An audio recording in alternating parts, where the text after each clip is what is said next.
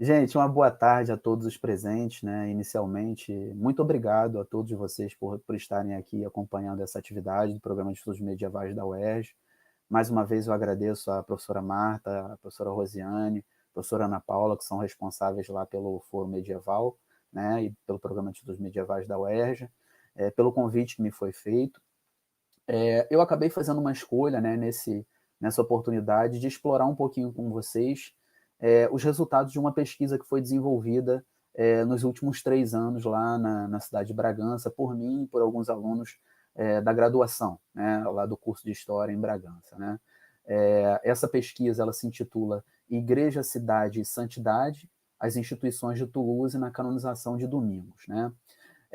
E tive a participação de alguns estudantes de graduação nessa pesquisa ao longo dos últimos 3 anos. Essa pesquisa foi iniciada em 2018 e ela foi encerrada agora justamente em meados desse ano que nós estamos, né, em meados de 2021.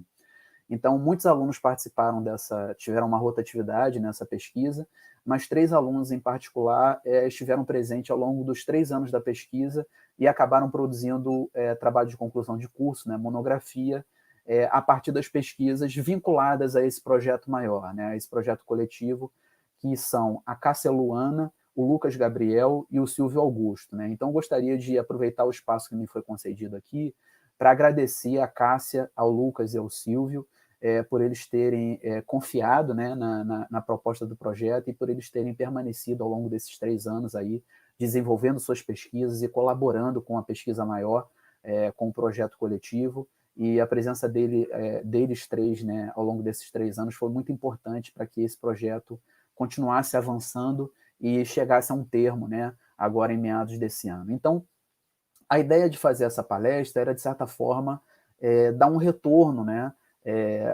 algo mais acabado sobre o projeto, né, e o que a gente conseguiu desenvolver a partir do projeto. Eu escolhi um tema mais específico, né, o tema da palestra de hoje é Os Dominicanos em Toulouse, Discursos e Estratégias de Combate aos Cátaros, né, que é um tema que eu já venho explorando desde 2019, no mínimo. Tá? Esse tema da palestra é um tema que eu exploro desde 2019. Tive também a oportunidade de falar sobre isso num evento que foi organizado pelo meu colega, professor Josué Berlese, no curso de História da UFPA de Cametá. Né? Também tive a oportunidade de falar sobre isso. Tem, inclusive, um texto publicado que dialoga com essa temática. Tá? Bom, por que que eu, depois, né, de 2018 em diante, né, resolvi enveredar aí por analisar de que forma as instituições e os grupos da cidade de Toulouse dialogavam com a canonização de Domingos de Gusmão, né? Existem pessoas presentes aqui hoje na atividade que vão lembrar do que eu vou falar aqui, né? Professora Andréa, professora Leila, professor Paulo, estavam presentes lá na minha banca de doutorado, né? E o meu trabalho de doutorado, a minha pesquisa de doutorado, ela explorou o contexto italiano da canonização de Domingos de Gusmão. Né? Apenas para registro, né, Domingos de Gusmão é o santo, né, da Igreja Católica que é apontado como fundador da Ordem dos Frades Pregadores, mais conhecida aqui no Brasil como Ordem Dominicana. Né? Então, o Domingos de Gusmão nasceu em final do século XII e morreu em 1221, né, na segunda década ali do século XIII, né, e foi ser canonizado em 1234, né, pelo Papa Gregório IX. Então, ao longo da minha pesquisa de doutorado, eu explorei o contexto italiano desse processo de canonização, né, tentando entender como que surgiram, né, os esforços referentes a uma causa de canonização para Domingos. Né? Eu já tinha estudado um pouco isso na minha pesquisa de mestrado, mas na pesquisa de doutorado eu pude aprofundar um pouco melhor esse contexto italiano, porque inclusive passei alguns meses lá na Itália com uma bolsa de doutorado de sanduíche e pude ter acesso a uma historiografia e a documentações que eu não tive acesso quando desenvolvi minha pesquisa inicial aqui no Brasil. Né? Então, ao final da banca de doutorado, né, me perguntaram, né, o que eu vislumbrava para os próximos anos, né, isso em 2018, se eu não me engano, em março de 2018, né, e eu disse, olha, o que eu vislumbro para os próximos anos é uma exploração do contexto toulousiano, né, uma exploração do sul da França para entender melhor o que o contexto de Toulouse tem a ver com a canonização do Domingos. Né? Então, quando eu retornei do doutorado, né, eu estava licenciado das minhas atividades na Faculdade de História de Bragança, né, da UFPA, para terminar o doutorado. E quando eu terminei o doutorado, eu prontamente, no mês seguinte, já comecei as minhas atividades lá na Faculdade de História de Bragança, né? E naquele mesmo ano de 2018, eu iniciei esse projeto Igreja, Cidade e Santidade, as instituições de Toulouse na canonização de Domingos, né? E o projeto foi sendo desenvolvido até meados desse ano, né? Então tem uma conexão direta, né, entre o desenvolvimento desse projeto coletivo em Bragança e a pesquisa que foi desenvolvida no doutorado, né? Eu esperava, com esse projeto coletivo, poder dar conta, né, de um contexto que não foi explorado na minha pesquisa de doutorado e, de certa maneira, complementar o trabalho que eu fiz ao longo do doutorado, né? Dar um retorno para o público. Olha, eu que estudei a canonização do Domingos de Gusmão, né, não vou ficar só no contexto italiano. Então, desenvolvi um projeto de pesquisa que foi desenvolvido nos últimos 3 anos, justamente para falar um pouco melhor sobre o contexto toulousiano, né, ou tolosano, né, da canonização do Domingos de Gusmão. Daí a ideia de trabalhar com os dominicanos em Toulouse nessa palestra de hoje, né? Então a palestra de hoje ela se conecta diretamente com esse projeto coletivo que foi desenvolvido em Bragança e que foi finalizado em meados desse ano, e ela tenta explorar um pouco a chegada dos dominicanos em Toulouse, né? Apenas para registro, né, quando eu estou falando de Toulouse, eu estou falando de uma cidade localizada no sul da França, atualmente na região que a gente chama de Occitânia, né, e que no século XIII era mais conhecida como Languedoc, né? A região da cidade de Toulouse, no século XIII, que é o contexto que eu estudo, é a região do Languedoc, né? E Toulouse, no caso, era a capital do condado que tinha o mesmo nome, Condado de Toulouse, e a capital desse condado era a cidade de Toulouse, né? E por que, vocês podem perguntar, né? Bom, mas por que Toulouse? Qual é a relação com a canonização de Domingos? Porque Toulouse foi o lugar, o meu primeiro contato com Toulouse foi porque o processo de canonização do Domingos de Gusmão, ele foi dividido em 2 inquéritos. Um inquérito de investigação foi realizado na cidade de Bolonha, na Itália, e o outro inquérito foi realizado na cidade de Toulouse. Foi aí que eu comecei a ter meus primeiros contatos como pesquisador com a cidade de Toulouse, né? E aí, quando fui explorar um pouco mais esse contexto tolosano, né, do século XIII, por meio desse projeto coletivo, eu pude perceber que a ligação era muito maior do que eu imaginava, né? Muito maior do que propriamente só o inquérito, né? Porque os dominicanos eles se inseriram no sul da França no início do século XIII, ainda não eram os dominicanos, né? Até me corrijo, né? Era Domingos de Gusmão quem se inseriu em Toulouse no início do século XIII, eu vou falar um pouco sobre isso, e foi em Toulouse que a ordem foi formada e reconhecida oficialmente pela Igreja Romana, tá? Isso eu acho que é um registro importante se fazer. A ordem dominicana ela surgiu de uma fraternidade, né, de frades pregadores, lideradas por Domingos de Gusmão, e que receberam apoio na cidade de Toulouse, apoio do bispo local, inclusive, do bispo Fulco, começaram a receber terrenos e igrejas e se assentaram na cidade de Toulouse, formaram uma comunidade. Dessa comunidade é que surgiu, dessa comunidade tolosana, né, dos pregadores liderados por Domingos de Gusmão, é que surgiu a Ordem Dominicana, né, organizada em 1215 e reconhecida pelo Papa Honório III em 1216. Tá? Então, a presença de Domingos e depois dos dominicanos em Toulouse são elementos importantes para entender o contexto da canonização de Domingos. Tá? Então, a primeira parte aqui da minha fala é sobre a cidade de Toulouse, né? Mas tentando contextualizar um pouco isso. Né? Então a gente vai começar falando da cidade, depois a gente vai começar falando um pouco do contexto político-religioso, depois da inserção dos dominicanos, numa terceira parte, e numa quarta parte, para finalizar, eu vou falar justamente o que esse contexto tolosano dialoga com a canonização do Domingos de Gusmão, ok? Então, falando um pouco mais sobre a cidade de Toulouse no início do século XIII. Né? A cidade de Toulouse, segundo os historiadores, né, e aí eu diria que 2 são referência mais para falar sobre isso, né? Um é o Philippe Wolff, que é um historiador que produziu livros sobre a história de Toulouse, publicados lá na França, e o outro é o Le Goff, que por meio dos seus livros sobre cidade, ele acabou falando um pouco sobre o contexto de Toulouse. Né?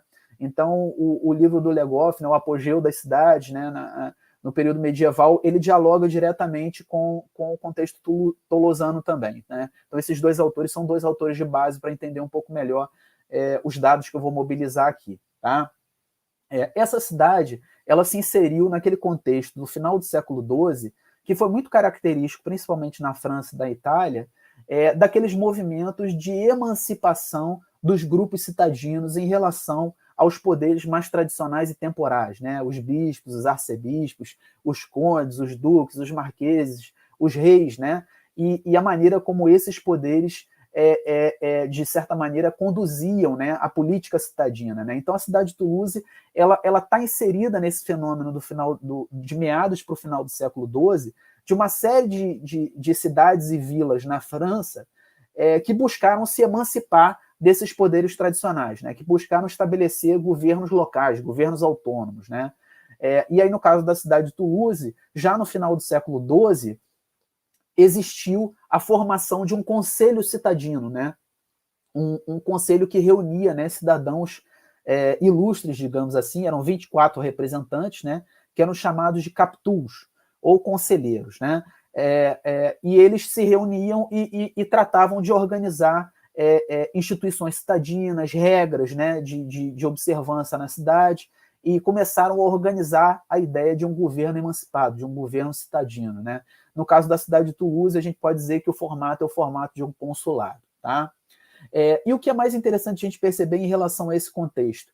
Que a emancipação da política citadina de Toulouse em relação ao poder condal, essa é a referência importante da gente fazer, porque Toulouse era a capital do condado de Toulouse e de uma família que exercia poder naquela região há bastante tempo, que é a família dos condes raimundinos. Tá? Os condes raimundinos, eles se perpetuaram como condes de Toulouse desde o século XII. Século XII e século XIII foram condes da mesma família, né? Da família dos Raimundos. Tá?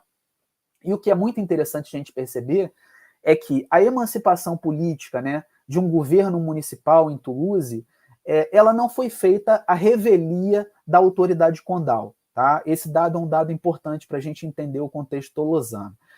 Não foi por meio de guerra, não foi por meio de enfrentamentos diretos dos grupos citadinos em relação à autoridade condal. Foi por meio de relações políticas e diplomáticas, né? Por meio de acordos, de consensos, né? A própria autoridade condal foi oferecendo a grupos organizados da cidade de Toulouse aquilo que ficou conhecido como franquias, né? Que eram liberdades, né? Nos documentos da época, né? Quem dialoga aí com os documentos do século XIII, com os documentos citadinos, sabe do que eu vou falar, né? Que nesses documentos aparece o termo liberdades, no plural, né? Diferente do que a gente usa no nosso cotidiano, né?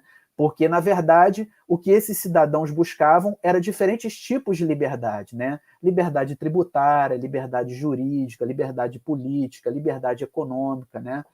Uma série de direitos que eram exercidos por esses poderes, né, mais tradicionais, sobretudo o poder condal, no caso de Toulouse, e que esses cidadãos de Toulouse começam a questionar e começam a querer tomar pé desses direitos, né? Assumir o exercício desses direitos, né? Então, houve, ao longo aí do século XII, negociações dos grupos organizados em Toulouse com a autoridade condal, e aos poucos a autoridade condal foi concedendo algumas liberdades aos cidadãos de Toulouse, e aos poucos foi surgindo a ideia de um governo municipal em Toulouse. Tá?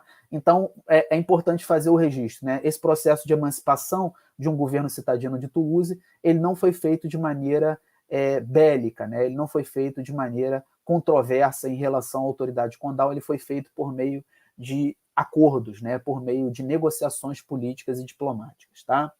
E isso ajuda a gente a entender o contexto da inserção do Domingos de Gusmão em Toulouse e da realização de um evento, né, de um acontecimento que é muito marcante desse contexto de Toulouse, que é a chamada Cruzada Albigense. Tá?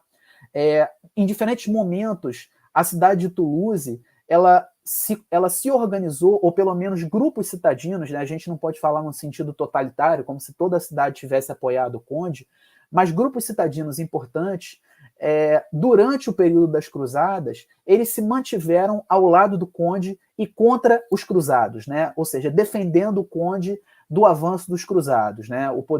Isso é significativo justamente desse processo de emancipação do governo citadino, né? acabou se formando uma relação de longa data, uma relação política amistosa entre os grupos que exerciam o poder político em Toulouse e a família condal dos Raimundos, tá?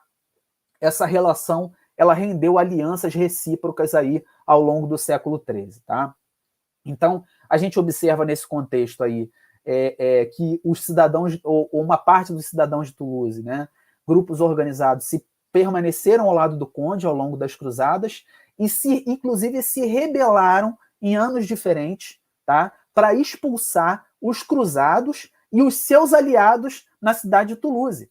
Tá? A gente encontra registro nos documentos, tanto dominicanos quanto da igreja, né, da igreja romana, das dificuldades que os aliados da igreja romana enfrentaram na cidade de Toulouse durante o contexto da Cruzada Albigense, porque em determinados anos, cidadãos organizados se juntaram ao conde e aos seus aliados, promoveram rebeliões na cidade de Toulouse para expulsar as pessoas que viviam na cidade de Toulouse e que eram mais próximas da igreja romana e dos aliados da igreja romana naquela região. Tá? Os próprios dominicanos foram expulsos da cidade de Toulouse em 1217, isso ficou marcado na documentação, a gente vai abordar isso mais à frente. Tá?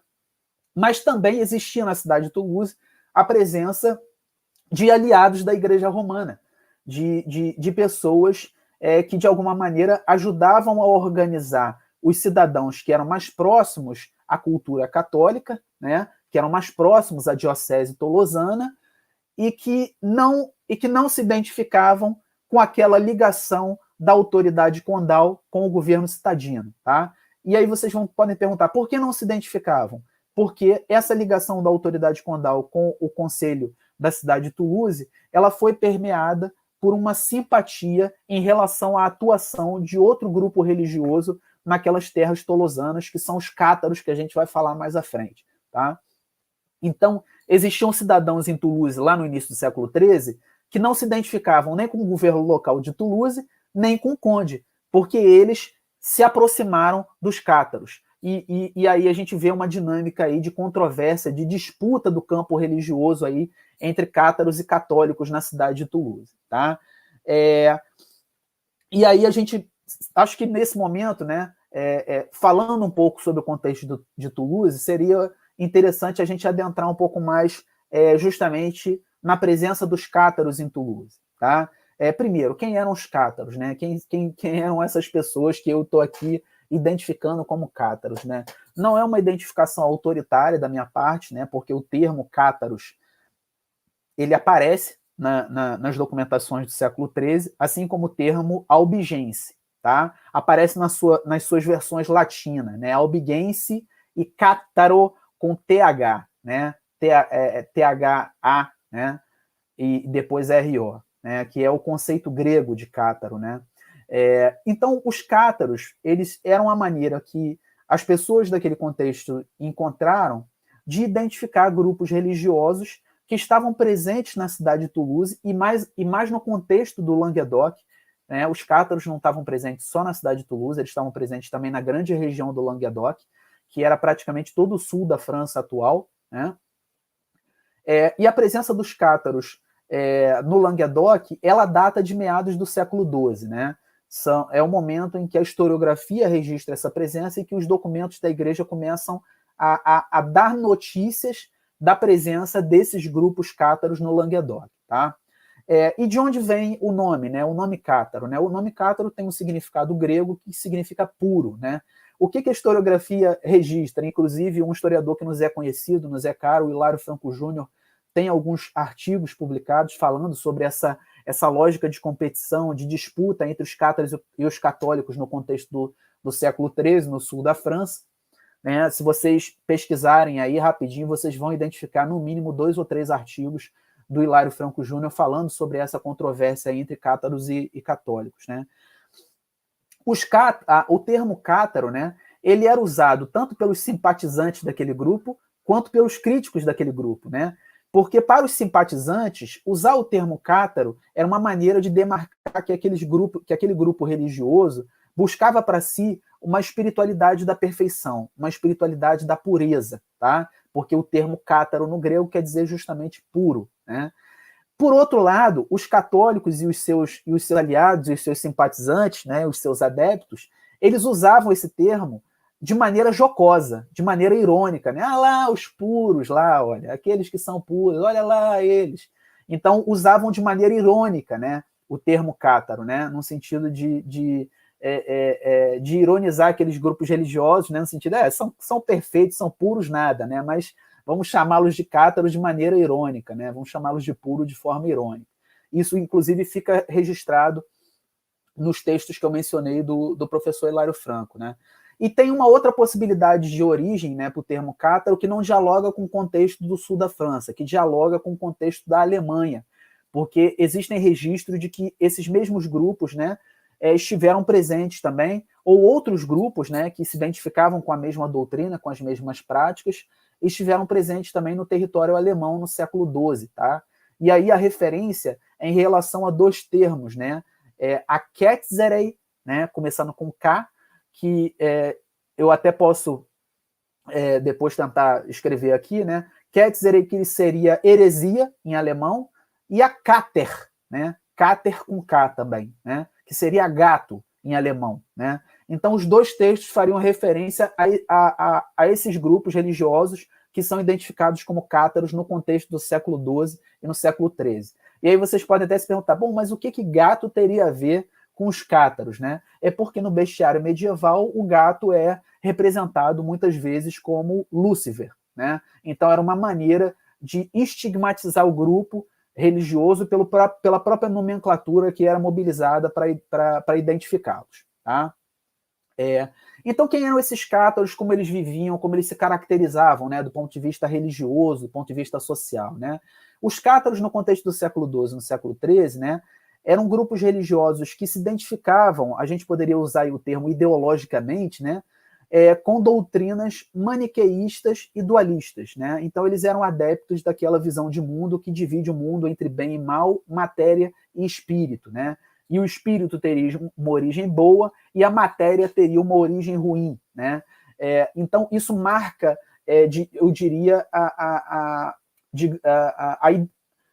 os ideais mobilizados pelos cátaros, né, ao longo do século XII e século XIII são muito marcados por essa perspectiva de uma visão de um mundo ruim e de um mundo bom, né? De uma origem boa e de uma origem ruim para o mundo e para as pessoas, e que o bom seria associado ao lado espiritual e o ruim seria associado ao lado material, né?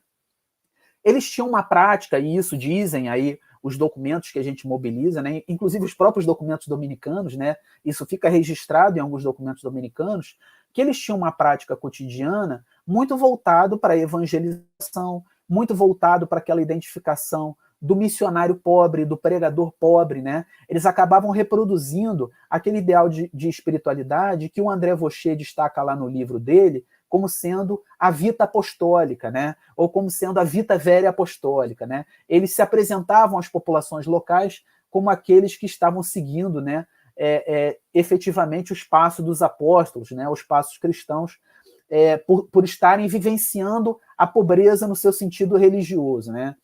E tanto o ideal, né, o ideal dualista deles, quanto a prática religiosa deles, acabava fazendo com que eles desenvolvessem críticas muito contundentes à igreja católica local e à igreja romana, né, que é a sua origem, e ao clero diocesano e ao clero católico, né, como sendo uma igreja materialista, né? A crítica dos cátaros à igreja católica era essa, né? Identificar a igreja católica como uma igreja materialista, como uma igreja do demônio, né? E que, na verdade, os cátaros é que estariam reproduzindo o ideal de uma igreja perfeita, né? De uma igreja voltada para a espiritualidade, né? Porque não construíam edifícios, né? Não construíam edifícios religiosos, templos, né? Acreditavam que as reuniões religiosas, que as suas assembleias poderiam ser realizadas em qualquer lugar, na casa de qualquer pessoa, em ambiente aberto, em ambiente fechado, porque ali estaria presente Deus, né? Então, eles têm uma prática que é um pouco diferente da prática do catolicismo naquele contexto do século XIII e criava, obviamente, um contraste muito grande para a população e ensejava as críticas em relação ao crescimento material da Igreja Católica, né? Doações, recepção de doações de terreno, crescimento das igrejas, construções das basílicas, né? No século XII, no século XIII. Então, tudo isso era muito criticado pelos cátaros, né?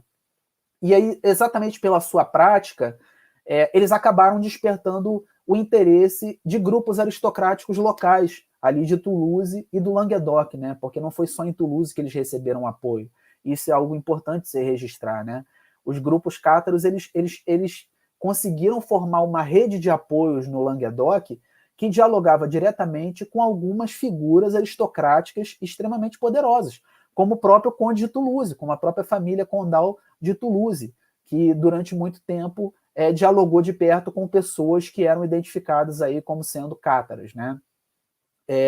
E aí, qual é a ligação, né? Por que uma parte da aristocracia do Languedoc se identifica com os cátaros, né?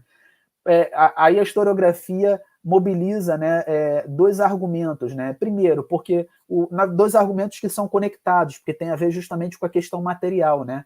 Então, o discurso de pobreza dos cátaros ele era muito, ele favorecia a própria atividade da aristocracia, tanto no sentido de exploração da terra e dos trabalhadores da terra, quanto no sentido de querer colocar a mão nos territórios eclesiásticos, né? Querer se apropriar dos territórios eclesiásticos no sul da França, né? Então, o discurso dos cátaros em relação à vida e as críticas feitas em relação à igreja e ao clero, eles eram muito propícios aos interesses dessa aristocracia languedociana no contexto do século XII e do século XIII, tanto em relação à exploração da mão de obra dos franceses, quanto em relação à possibilidade de colocar as mãos nos territórios que eram da igreja, né? Então, olha, é isso aí mesmo, né? A igreja é a igreja materialista, né? A igreja da acumulação de terras, e é isso que a gente tem que mudar. E aí a aristocracia se aproveitava disso para avançar sobre os territórios eclesiásticos e expulsar o clero identificado com a igreja romana da região do sul da França. E isso aconteceu no Languedoc e aconteceu em Toulouse, né? Alguns momentos em que o clero diocesano teve que fugir da cidade e se refugiar em outras regiões para posteriormente poder voltar para Toulouse, tá? E, obviamente, tal atividade desenvolvida pelos cátaros e tal rede de apoio que foi se formando ao redor deles começou a despertar a atenção do clero local, né, do clero diocesano, né, o crescimento que esses grupos estavam tendo naquela região, na cidade de Toulouse, e o como eles estavam encontrando amparo em grupos sociais importantes daquela cidade, né, em uma aristocracia local, tanto citadina quanto condal, o conde e os seus aliados, né. Então isso chamou a atenção do clero diocesano, e isso obviamente chegou, né, à Igreja Romana, que começou a mobilizar formas de competir, de combater, de fazer controvérsia com esses cátaros no sul da França e permitir o desenvolvimento de estratégias com o objetivo de expulsá-los daquela região, tá? É isso que a gente observa desde meados do século XII, né? A Igreja Romana, num primeiro momento, organizou missões de pregação, tá? Missões de pregações que eram conduzidas por clérigos, por monges, né? Cluniacenses, cistercienses e premonstratenses. Isso fica bem registrado numa documentação do século XII, tá?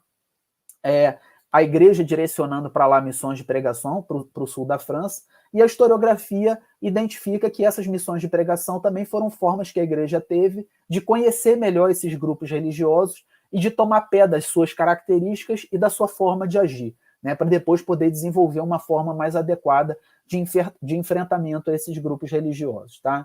Então, desde meados do século XII, existem registros, tá, dessas missões que eu falei, missões de pregação, e aí mais para o final do século XII, depois já de 20 anos de contato com os cátaros e sua atuação no Languedoc, né, 20, 30 anos depois, a igreja começou a se mobilizar para produzir embasamento jurídico de como combater os cátaros, o que fazer para combater os cátaros. Então você tem documentos papais do final do século XII que estão claramente criando maneiras de identificar a atuação dos cátaros como crime e maneiras de punir os cátaros e seus aliados, inclusive associando heresia ao crime de lesa majestade. Tá? Então eu estou me referindo basicamente a duas bulas, né? Uma bula que foi emitida pelo Papa Lúcio III em 1184, que é a bula Ad Abolendam, e uma bula que foi emitida pelo Inocêncio III, né, pelo Papa Inocêncio III, em 1199, que é a Vergentes Insemium, né? Então, nessas duas bulas do final do século XII, bulas papais, a gente tem o caminho jurídico que foi traçado pela Igreja para fechar o cerco aos cátaros e encontrar formas efetivas de perseguição sistemática e de punição dos cátaros e dos seus simpatizantes na região do Languedoc e na cidade de Toulouse e outras cidades próximas a Toulouse, tá? Isso no final do século XII, né? E aí, no início do século XIII, né, a gente tem justamente a continuidade das missões de pregação, inclusive é quando Domingos de Gusmão tem seus primeiros contatos com a cidade de Toulouse, né, bem no iníciozinho do século XIII, entre 1204 e 1205, são os primeiros contatos de Domingos com a cidade de Toulouse, e pouco tempo depois a Igreja Romana avança, né, para uma atitude mais drástica em relação à situação dos cátaros no contexto tolosano, que é convocando uma cruzada, né? Essa cruzada, que é conhecida na historiografia como Cruzada Albigense, né, ela foi convocada em 1208 pelo Papa Inocêncio III e ela foi desenvolvida entre 1209 e 1229. Obviamente que a gente não está falando de 20 anos ininterruptos de movimento cruzadista, tá? De atividades bélicas de enfrentamento, né? Mas ela só teve uma finalização oficial e efetiva, né, por meio de tratado, em 1229, com a assinatura do Tratado de Paris. A gente vai falar um pouquinho sobre isso também, tá? Então, entre 1209 e 1229, o contexto tolosano ele está sendo perpassado pelo movimento cruzadista organizado pela Igreja Romana, com o apoio da monarquia francesa, que governava do norte da França e que tinha total interesse em submeter a aristocracia do sul ao poder da monarquia francesa. Essa é uma característica da região do Languedoc no século XII e no século XIII. O Languedoc, no século XII e no início do século XIII, é uma região que, de certa maneira, preserva uma autonomia em relação à monarquia francesa. Não é que não existisse o reconhecimento da autoridade do rei, existia o reconhecimento, e esse reconhecimento a gente observa por meio dos documentos, mas preservava-se os direitos condais em relação ao Languedoc, né? Então a monarquia, o monarca francês efetivamente não tinha muitos poderes no sul da França, né? Então o desenvolvimento da Cruzada Albigense acaba sendo uma oportunidade de aproximação de interesses entre a monarquia francesa e a Igreja Romana, porque ambos gostariam de submeter aquela aristocracia sulista a um poder que era externo àquela realidade, né? Um poder forasteiro, né? Um poder exercido de fora, tá? E aí ocorreu o desenvolvimento da Cruzada Albigense nesse período de 1209 a 1229. Ela termina com a assinatura de um tratado, ela termina com a humilhação pública do Conde de Toulouse, né? Em 1229, o Conde de Toulouse ele faz uma peregrinação à Catedral de Notre-Dame, em Paris, né? E ele faz humilhação pública na Catedral de Notre-Dame, reconhecendo seus erros, né? Isso foi um compromisso assumido por ele quando da assinatura do Tratado de Paris, e, entre outras coisas, ele tinha que reconhecer publicamente seus erros na proximidade com aqueles grupos religiosos e com seus simpatizantes, e ele tinha que tomar medidas efetivas para evitar que os cátaros continuassem presentes no condado de Toulouse, né? Então, duas coisas chamam muita atenção no Tratado de Toulouse, né?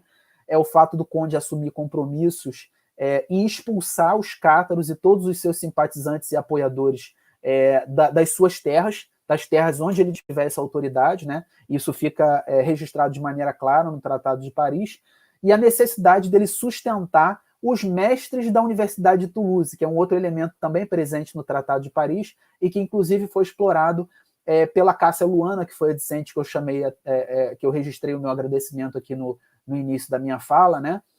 A Cássia Luana estudou justamente a fundação da Universidade de Toulouse, o TCC dela já foi defendido, ela tem artigos publicados sobre isso também, depois eu até posso registrar o nome completo dela, e o que a gente observou foi justamente uma vinculação ali da Universidade de Toulouse com os grupos que promoveram a Cruzada Albigense, né? Então o papado tinha um interesse muito claro na formação daquela universidade, inclusive existem no registro papal, né, nos documentos, nas epístolas trocadas pelo Papa com os seus interlocutores, né, existem registros muito claros de como o papado dava atenção para a Universidade de Toulouse e como a Universidade de Toulouse, de certa forma, ela ela representou a presença da ortodoxia romana ali na cidade de Toulouse, né? Um certo grau de imposição ao conde de Toulouse, mas, obviamente, fazendo com que o conde de Toulouse sustentasse os mestres dessa universidade por 10 anos, o que ele fez de maneira muito negligente. Inclusive, os documentos papais registram isso,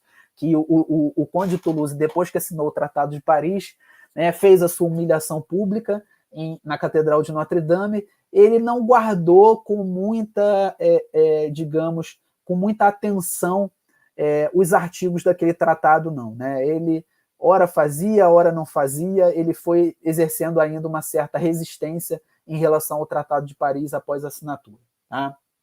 Bom, falando, depois de explorar um pouco mais o contexto de Toulouse, né, acho que era importante falar justamente sobre a presença de domingos e depois dos dominicanos em Toulouse, para a gente adentrar posteriormente na canonização do Domingos. Né? Então, como eu registrei aqui anteriormente, né, os primeiros contatos de Domingos de Gusmão com Toulouse foram no início do século XIII. Aparentemente, não guardavam relações com aquelas missões de pregação que estavam sendo desenvolvidas pelo papado desde meados do século XII e que permaneceram ocorrendo durante o século XIII. Tá? Pelo menos no que a gente tem registrado no Libelo de Principiis Ordinis Praedicatorum, que é a crônica escrita por Jordão da Saxônia.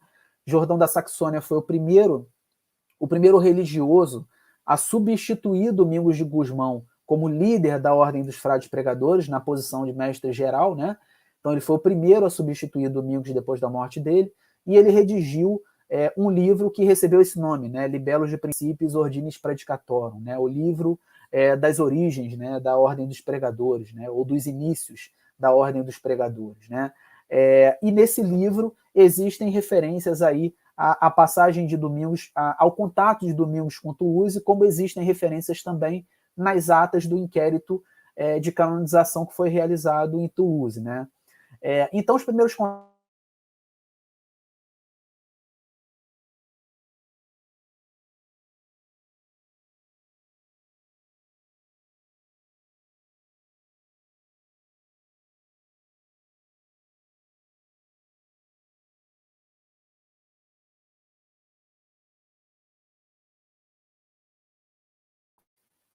Agora voltou. Agora voltou a imagem. Eu imagino que tenha voltado para você. Tá? Então, os primeiros contatos de Domingos foram no início do século XIII. Né? Já voltou, Marta? Registra para mim, por favor, se vocês estão me escutando. Ok, obrigado. Né? Então, continuando. Né? Os primeiros contatos de Domingos com Toulouse foi no início do século XIII, numa missão de bodas de casamento. Né? Ele foi arranjar casamento em 1204 e depois retornou em 1205 para concluir as bodas, o que acabou não acontecendo, em relação ao filho do rei de Castela, né, do rei Alfonso de Castela. E aí, nesse contato com Toulouse, registrado segundo lá a crônica do Jordão da Saxônia, Domingos teve já os seus... Nessa primeira viagem que ele fez para as bodas de casamento, né, para arranjar as bodas de casamento do filho do rei de Castela, ele já teria tido os primeiros contatos com os cátaros em Toulouse. Né? Inclusive, aparece registrado na crônica do Jordão da Saxônia que a pessoa que hospedou ele em sua casa era simpatizante dos cátaros e que a primeira ação antiherética do Domingos teria sido converter essa pessoa que o hospedou em sua casa ao cristianismo na versão católica. Né? Isso fica registrado lá na crônica do Jordão da Saxônia. Então, ele já teve, segundo o Jordão, os primeiros contatos ali em 1204 e 1205. Em 1206, o Diego, né, que era o bispo que o Domingos acompanhava, esse é um registro importante de fazer também, né? O Domingos sempre teve uma presença muito constante dos bispos, né, na sua atividade. Primeiro o Diego de Azevedo, que era bispo de Osma, e depois o Fulco de Marsella, que era bispo de Toulouse. Né? Esses dois bispos têm uma importância muito grande para entender a trajetória religiosa do Domingos na região de Toulouse. Tá? Então, registra a crônica do Jordão que em 1206 o bispo de Osma que ele acompanhava resolve voltar para a Espanha, mas acaba desviando a viagem para Roma. Né? Eu já falei um pouco sobre esse suposto acontecimento, né, num texto que eu publiquei sobre o mosteiro de Pruy. Né? O título do texto até vou passar para vocês, que é o Mosteiro de Santa Maria de Pruy, em meio às divergências documentais, né? Dois pontos, os dominicanos, o papado e a cura moniálum no século XIII. Né? Esse texto foi publicado no ano passado num livro do colega Douglas Mota, que é professor da Universidade Federal do Oeste do Pará. Tá? E aí, nesse texto, eu justamente tento explorar esse deslocamento do bispo Diosma, que é um deslocamento estranho, né?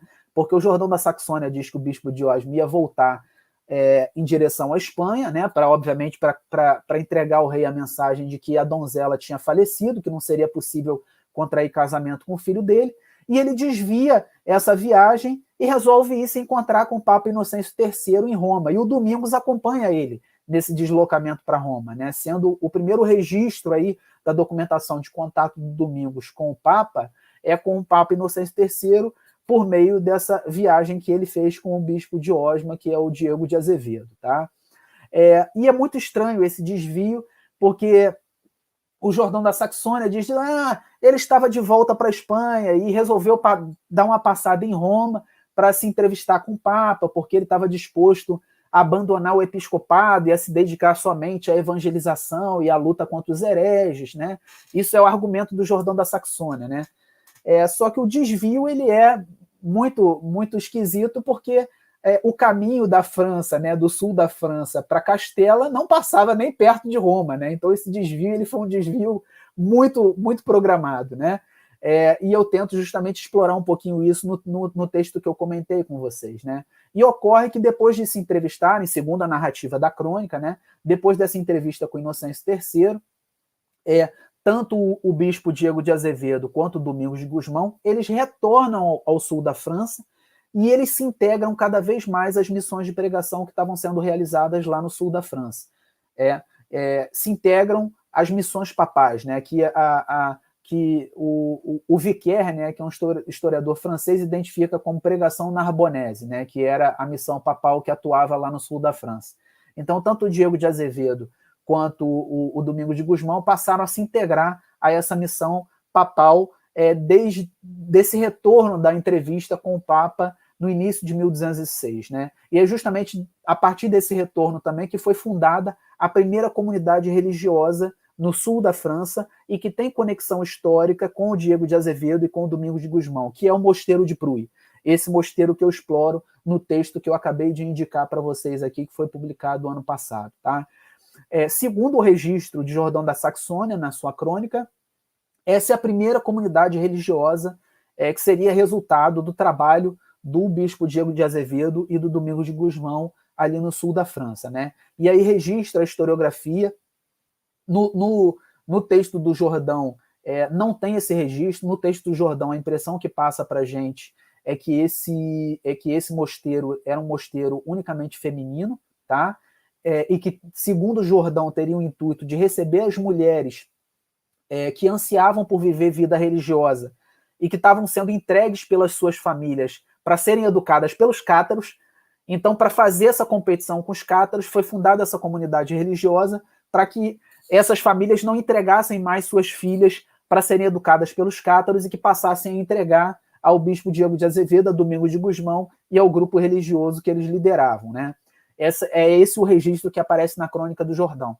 Mas na historiografia a gente encontra registro de que essa comunidade era uma comunidade dupla, tá? Que inicialmente tinha a presença tanto de homens quanto de mulheres presentes nessa comunidade, e aí eu cito principalmente a historiadora Maria Pia Alberzoni, que é uma historiadora italiana que dialoga muito com o movimento feminino no século XIII, né, com a vida religiosa feminina no século XIII, e ela tem alguns textos que identificam, né, que falam sobre o Mosteiro de Pruy como sendo uma comunidade dupla. Né?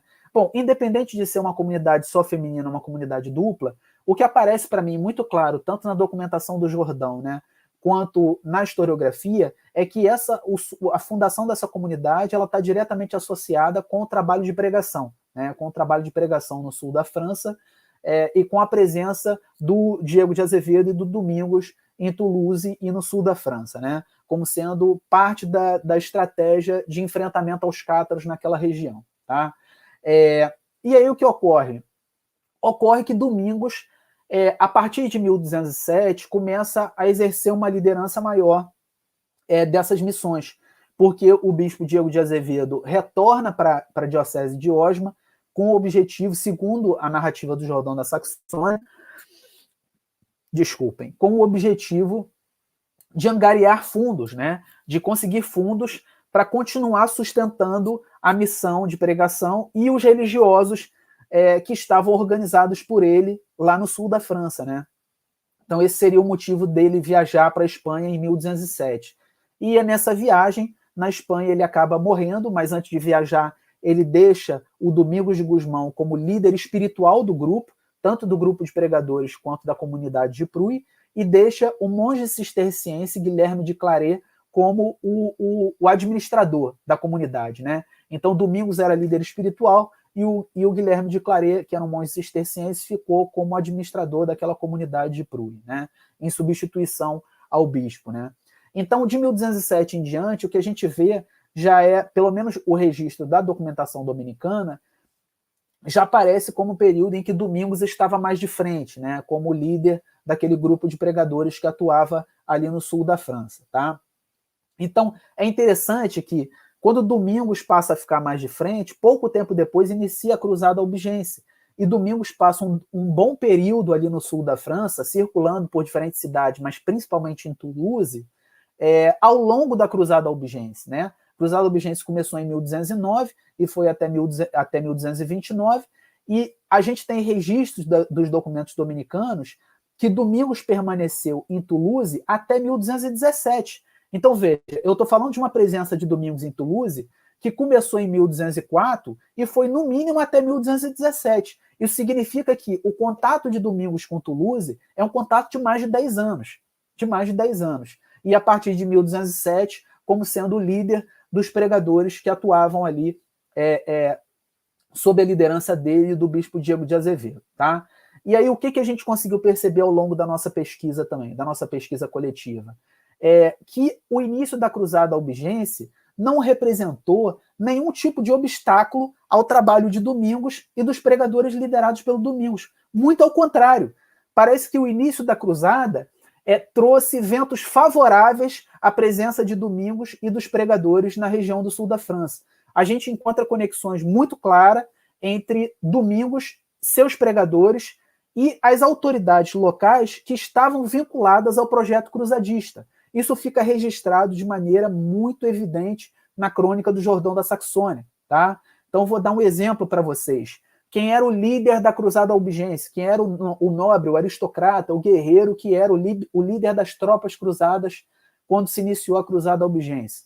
Era um aristocrata conhecido como Simão de Montfort, né? O Simão de Montfort, ele aparece registrado na crônica do Jordão da Saxônia como sendo alguém que deu suporte material para Domingos e para os frades dele, inclusive doando terrenos para eles, tá? E o bispo da cidade de Toulouse, que é o bispo Fulco de Marsella, também fez a mesma coisa. Também fez doações de terrenos, de igrejas, e direcionou a Domingos e aos seus frades rendas da diocese, para que eles pudessem continuar no trabalho da pregação, para que eles não tivessem nem que se dedicar à mendicância, a recolher doações para manter o trabalho deles.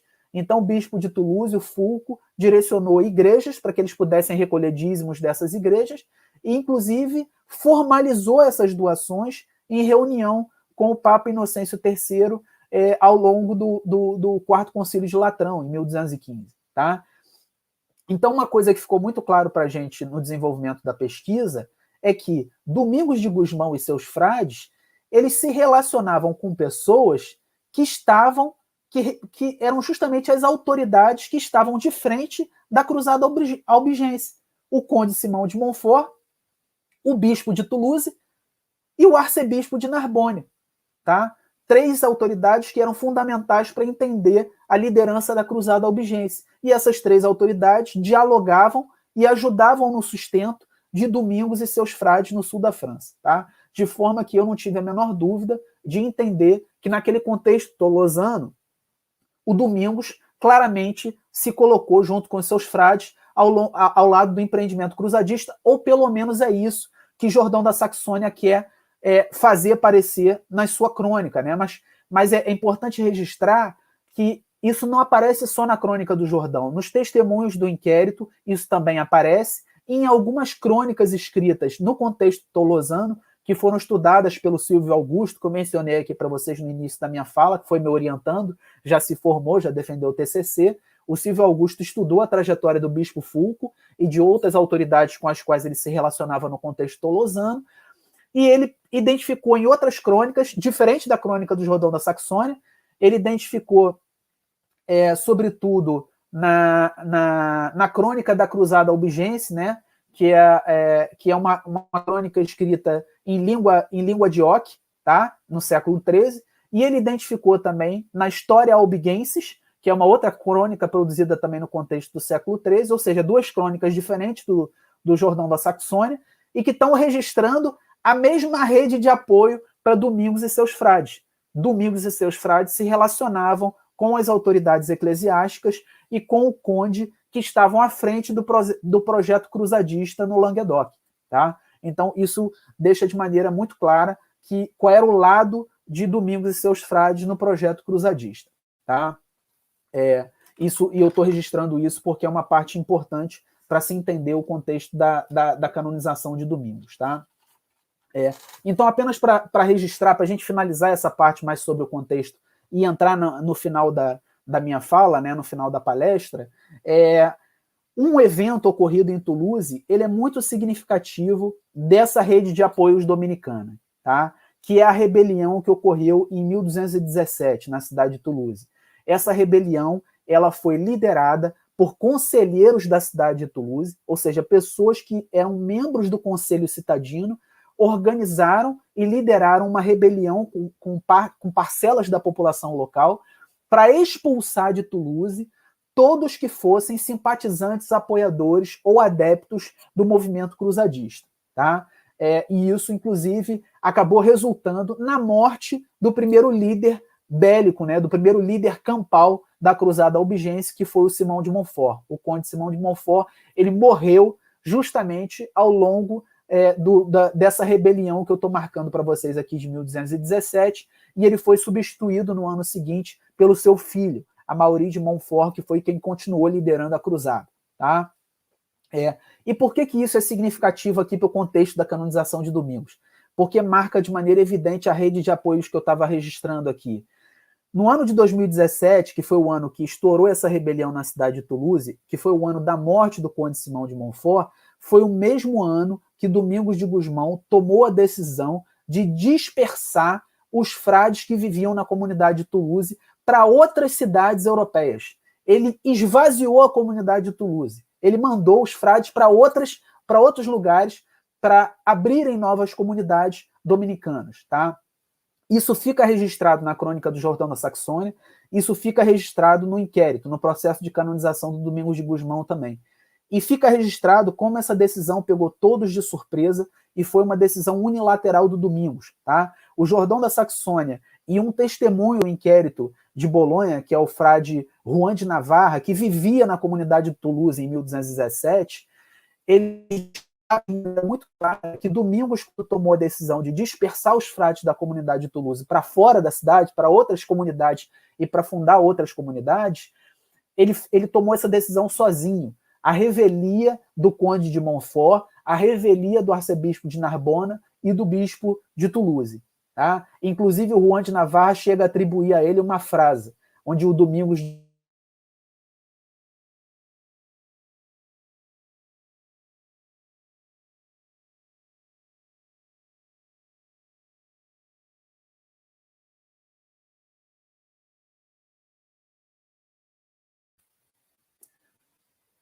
voltou mais. Sinaliza aí. Ou a Rosiane, ou o Hugo. Ok, tá? Então eu parei aqui no testemunho do Juan de Navarra, né, no processo de canonização. Então, o testemunho do Juan de Navarra registra isso de maneira muito clara, como a decisão foi uma decisão unilateral do Domingos e pegou todos de surpresa, inclusive a ele, que foi enviado com outros 4 frades contra a vontade para Paris, para que fundasse uma comunidade em Paris, para que fundasse um convento dominicano em Paris. Eu quero lembrar a vocês que 1217 é um ano após o reconhecimento oficial da Ordem dos Frades Pregadores pela Igreja Romana. Ou seja, um ano após o reconhecimento oficial da ordem, Domingos esvaziou a comunidade de Toulouse e mandou todo mundo para fora, né? E isso é representativo justamente de um contexto histórico de Toulouse extremamente desfavorável aos dominicanos, tá? E isso fica registrado na historiografia e fica registrado também em alguns dos documentos mobilizados na pesquisa, tá? Bom, então eu vou iniciar agora a terceira parte e encaminhar para finalizar essa palestra que já está muito longa, aí eu peço desculpas a vocês, tá?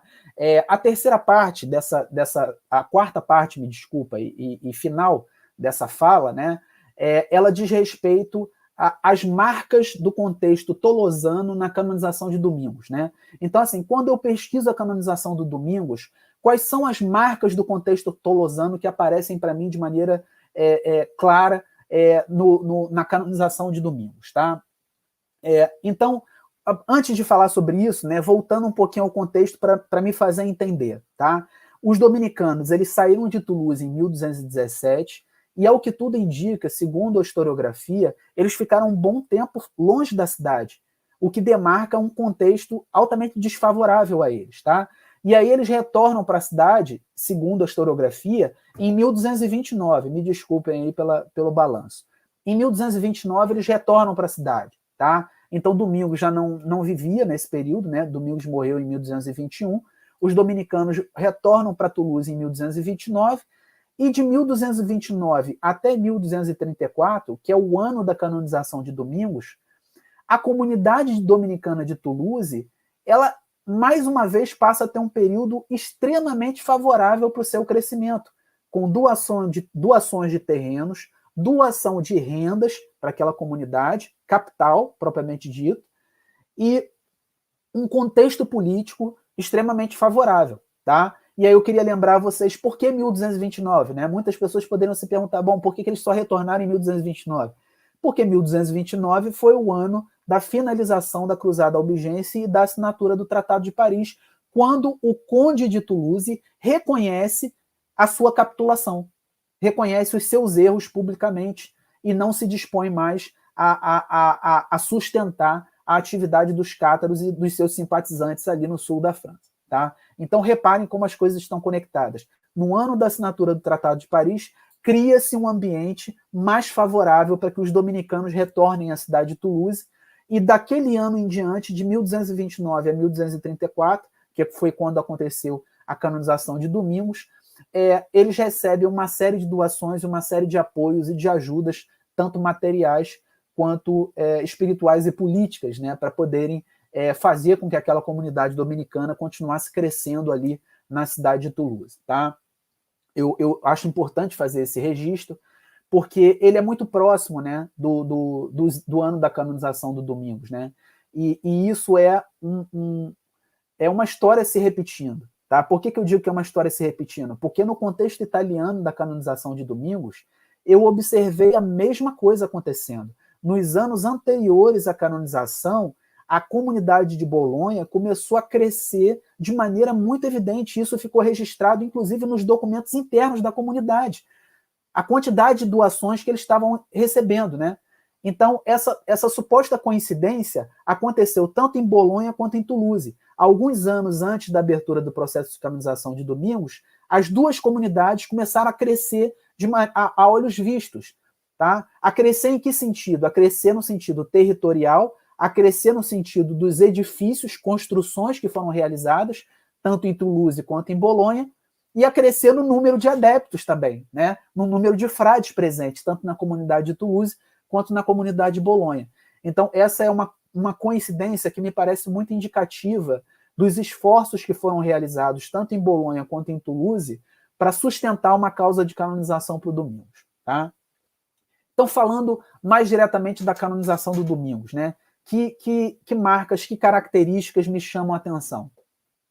E aí eu vou citar para vocês, basicamente, dois documentos, né? A bula de canonização do Domingos de Gusmão, que é a Fonte Sapiente, e as atas do inquérito de Toulouse, né? Que são as atas dos testemunhos de Toulouse, que fazem parte do processo de canonização, tá? Em relação à bula de canonização de Domingos de Gusmão, que é um documento pequeno, né? Se vocês tiverem acesso às versões editadas, né, depois eu posso até indicar, né, ao final da palestra, na nossa conversa, eu posso até indicar aí para os interessados quais são as edições críticas que nós temos desses documentos, tá? A bula de canonização do Domingos é um documento pequeno, né? Na edição que eu trabalho, né, na edição traduzida, ele tem 4 páginas, né? Na edição latina, ele tem em torno de 4 páginas também, tá? O início da argumentação da bula de canonização de Domingos, eu já trabalhei isso num texto específico, tá? Um texto que tem como título justamente a bula, Fons Sapientiae. Se vocês digitarem essa palavra Fons Sapientiae nos sites de busca, aí vocês vão chegar no meu artigo que foi publicado na Revista de História Comparada em 2018. Né? Existe um discurso desenvolvido, né, na bula de canonização do Domingos, que é um discurso que tem a ver com a percepção, né, com a linha de pensamento de que a providência divina, de tempos em tempos, envia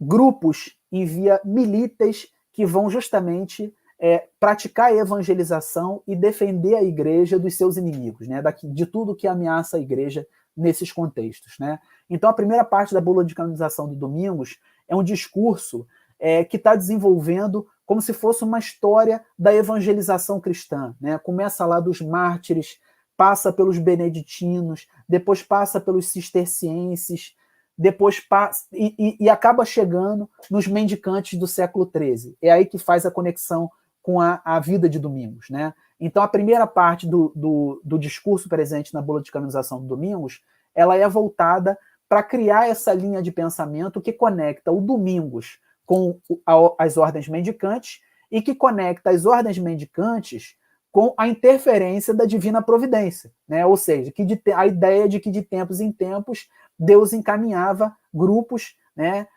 para fazer a evangelização e para defender a igreja dos seus inimigos. Né? E aí eu queria registrar que nessa parte da argumentação, da bula, existe uma característica da argumentação que associa o trabalho religioso com a ideia de luta e de guerra também. Tá? O termo milites, né, que é o termo que nos documentos medievais é usado para identificar guerreiros, né, ele aparece na bula de canonização do Domingos. Né? O termo latino milites aparece na bula de canonização do Domingos. Então é um discurso bélico que a gente observa ali, e isso já foi explorado também por um historiador italiano chamado Grado Giovanni Merlo. Tá? O Grado Giovanni Merlo tem um livro intitulado Contro gli eretici, né, em italiano, que seria contra os hereges. Se a gente fizer uma tradução do livro, é isso, contra os hereges. Né?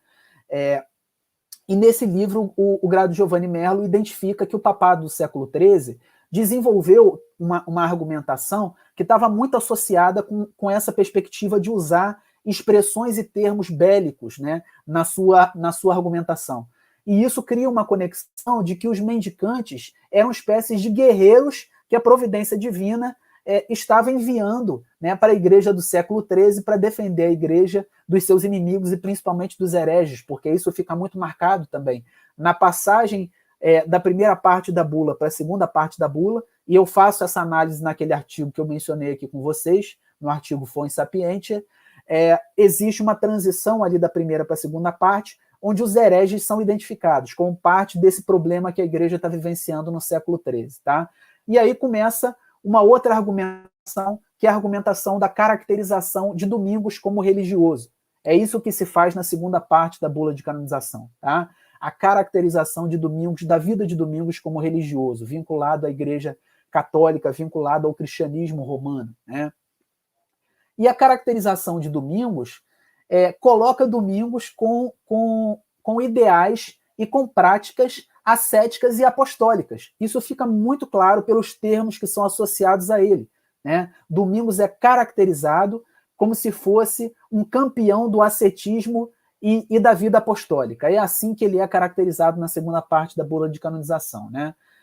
E nessa segunda parte, mais uma vez, ocorre uma identificação clara em relação aos hereges, porque Domingos ele é caracterizado nessa segunda parte como o terror dos hereges. É essa expressão que aparece na bula de canonização. Terror dos hereges. Né? Domingos é caracterizado como terror dos hereges. Né? E essa caracterização ela não fica presente só na bula de canonização, ela aparece também no inquérito de Toulouse, tá? Eu identifiquei no inquérito de Toulouse uma série de testemunhos que identificam Domingos da mesma maneira, que identificam Domingos como perseguidor de hereges e como fustigador de hereges.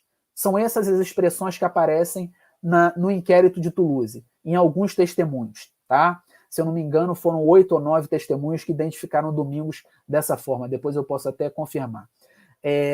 Mas, e aí, o que a gente observa? A gente observa que o discurso desenvolvido na bula de canonização, primeiro, ele tem uma conexão direta com o inquérito realizado em Toulouse, porque a mesma caracterização que está sendo feita de Domingos no inquérito de Toulouse está aparecendo também na bula de canonização. Inclusive o mesmo contexto, o contexto do combate às heresias. Então, o tema do combate às heresias, ele é um tema muito presente nos testemunhos do inquérito de Toulouse, fazendo a ligação de Domingos e de seus frades com o combate aos hereges em Toulouse e nas cidades próximas de Toulouse. Tá? Esse é um tema recorrente nos testemunhos registrados no inquérito de Toulouse.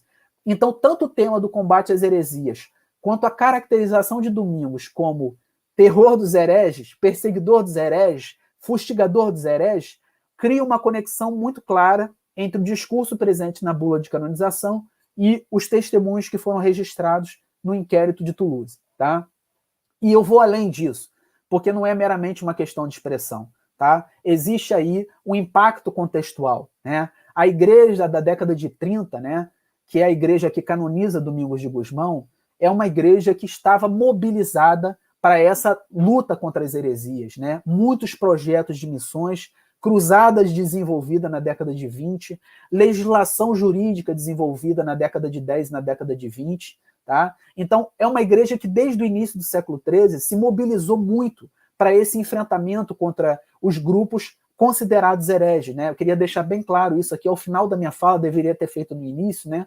Mas que quando eu estou mobilizando o termo hereges, é a maneira como os representantes da igreja identificavam aqueles grupos. Não era a forma como eles se identificavam, era a maneira como eles eram identificados pelos representantes da igreja, né? Como sendo pessoas que se desviavam do ensinamento ou da doutrina católica romana. Tá? Então, o contexto da década de 20, da década de 30 do século XIII, ele está muito presente no desenvolvimento dessa argumentação da bula de canonização, inclusive pela forma como os grupos religiosos que foram providenciados por Deus estão sendo caracterizados, né? Como milites. É assim que eles são caracterizados no documento, né? Milites, que foram enviados por Deus para fazer evangelização e para defender a igreja dos seus inimigos e principalmente dos hereges. Tá? Então, a título de conclusão, gente, para a gente encerrar efetivamente, eu vou ler um parágrafo aqui e vou encerrar a minha fala para que a gente possa ter um período aí de diálogo. Tá? Eu diria, portanto, que as marcas da argumentação da bula de canonização de Domingos de Gusmão dialogam com os testemunhos do inquérito tolosano do processo de canonização, deixando evidente que o contexto de Toulouse teve forte influência no discurso reproduzido na bula Fons Sapiente. Por sua vez, esse discurso, reproduzido na bula Fons Sapiente, se conecta com a própria inserção de Domingos de Gusmão em Toulouse, no início do século XIII, bem como com a sua vinculação religiosa às missões de pregação patrocinadas pelo papado desde o início do século XIII, como parte das estratégias de combate aos cátaros no Languedoc. Né? Então, eu diria a vocês, né, como uma maneira de finalizar, que a própria canonização de Domingos pode ser vista como um instrumento de combate aos cátaros no sul da França. Né? A canonização de Domingos pode ser vista como uma bandeira que a ortodoxia romana estava fincando para deixar muito claro qual era a sua posição em relação aos grupos religiosos que competiam com o clero diocesano e com o clero romano nas diferentes regiões onde essa igreja estava presente. Tá? Então, agradeço muitíssimo, mais uma vez, a professora Marta, a professora Rosiane, a professora Ana Paula pelo convite que me foi feito. Agradeço muitíssimo a todos vocês que estiveram presentes aqui conosco e que aguentaram tanto tempo de falatório do professor Tiago. Peço desculpas a vocês por ter me alongado muito e me coloco à disposição para a gente dialogar a partir desse momento. Tá?